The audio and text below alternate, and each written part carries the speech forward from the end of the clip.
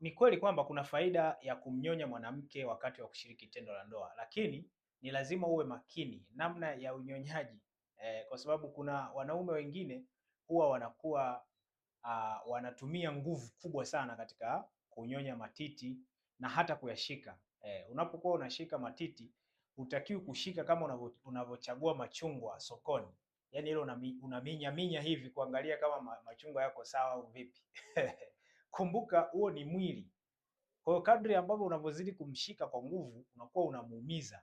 Hata sehemu zingine, hata kama ni kwenye makalio, inashauriwa kwamba unaweza kuwa unamchapa wakati ukiwa unaendelea kufanya tendo kwa ajili ya kumpa msisimko zaidi, lakini hutakiwi kutumia nguvu kubwa wakati wa kumchapa. Lakini kosa lingine la kuepuka ni kuto kutumia nguvu wakati wa kushika kwenye ile sehemu ya kike, kwenye kile tunaita kinini, kisimi, ni lugha kali kidogo.